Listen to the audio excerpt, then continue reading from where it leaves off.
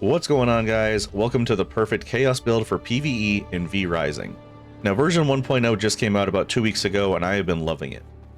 But I see a lot of people asking the same questions. Which spells or which weapons are the best? And I wanted to touch on that here today. Now we've got 6 different spell types, a dozen weapons, amulets, and armor sets with different abilities. There's some real build variety in this game. And after about a solid week of testing, this is what I consider one of the best builds to nuke bosses in this game. I was able to kill Solaris and the Winged Horror on my very first try. Now let's get into it.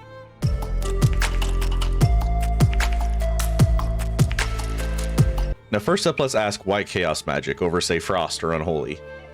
The Chaos School is all about dealing insane burst damage with that lingering fire effect. This is a boss killer. Now the first spell you're going to want to pick up is Chaos Volley. This is the ranged spell that throws 2 fireballs out in front of you and deals burning damage. You can get this spell very early in the game and it will carry you all the way to the very end. Now with your jewels, you want to get these 4 rolls. Agonizing Flame is going to deal extra damage but also heal you, and survivability through damage is key in this build, and you'll see why in a little bit. The rest is extra damage, faster projectiles, and increased range, as well as a cooldown reduction. The knockback ability isn't super great, we can skip it, and I actually personally hate this second projectile bonus damage. It's planning for failure. You have to miss or be fighting 2 enemies to make use of it, and if you're fighting a boss and hit both projectiles, it rewards you with nothing. For the tier 2 spells up next, we want to pick up the Chaos Dash ability. This is what's going to keep you out of danger. Now for the jewel modifiers, we want these 4. After we dash, we get an increase in damage up to 25% on our next primary hit. You dash towards your enemy and you swing your weapon. Boom, huge damage. It's great. When you Chaos Dash, you make an illusion that pulls enemy aggro. Have it explode in their face for extra damage. We've also got the higher elude duration, which is good defense stat. And spawning a second illusion on recast is great. I often double dash, so let's capitalize on that. Now the other spell we want from tier 2 is the Void spell. But unfortunately, you don't get your second tier 2 chaos point until much later in the game. So I would recommend either Ice Nova or Ball Lightning in the meantime, as these are very similar spells to Void, so you'll be used to using it when it's time to make the switch. This is our crowd control AoE spell. All 3 of these spells drop a circle of damage that can hit multiple enemies or just a single foe.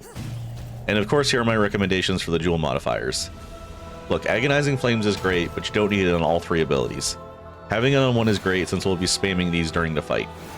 So instead we're going for damage, range, and recharge rate. All great options to have. And that lingering burning effect is going to punish those large group of enemies. Look, I tried the 3 exploding fragments and it's fine, but it's kind of low damage in my opinion compared to the other 2 options we could be rolling. So I'd personally rather have the burning ground effect. Lastly, our ultimate is Chaos Barrage. It's just huge damage. It blows the other option, Merciless Charge, away. No jewels for this one, it is what it is. You cast 4 high damage fireballs that leave your enemies burning afterwards with Ignite. I personally like to open with this most fights, and if the fight goes long enough, I sometimes get to recast it for the final blow. And make sure once you unlock it, you're getting your passives. Extra burning damage, movement speed, and faster ults are huge for Chaos Mages. Not to mention like half of these other passives are great in any build. Alright, next up let's talk primary weapons. My first and best choice is the greatsword. The legendary version Apocalypse inflicts Ignite on Greater Cleave move. And Death from Above spawns a minor version of the chaos spell we aren't using called Aftershock. Since we're not often using our primary attack on bosses with this build, because we want spell life leech, we're really just looking for 2 solid moves, and this is it. Death from Above can be used in a pinch to avoid some incoming damage, and Great Cleaver is amazing at closing those gaps real quick. This is the ultimate endgame weapon, you guys. If you don't like the greatsword, I think the Reaper or the Longbow, in that order, are alternative great endgame options.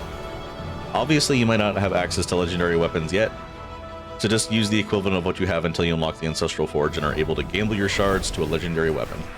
But it's good to practice with these weapons early on, so you're used to the moves when it's time to upgrade.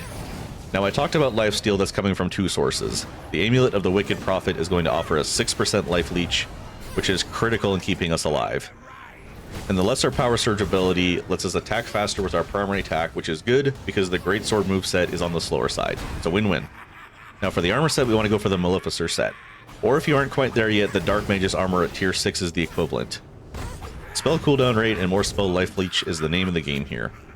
We're all in on our spells being our main source of damage, not our primary attacks, remember. With the final Dracula version, we have 16% lifesteal without any buffs. And if we add on top of that the Vampiric Brew, we get another 10% spell life leech, and we're just kind of unstoppable. I'd also recommend pairing this with the Witch's Potion if a certain boss feels tough. It's probably the boost you need to power through. Lastly, for our blood types, we want Scholar's Blood. extra spell power, and yep, more life leech. But most importantly is this 15% chance to reset spell cooldown on cast. This one is fantastic for spamming free spells. I've chained together multiple voids and volleys for quite frankly unfair damage in some scenarios. Alright, that should just about wrap up everything you need to know about chaos magic in this video. I'll leave you guys on this super fast rift kill so you can see it in action. And hey, let me know what your favorite build is in the comments. I'd love to see what you guys have. Subscribe if you enjoyed, and I'll see you in the next one. Peace.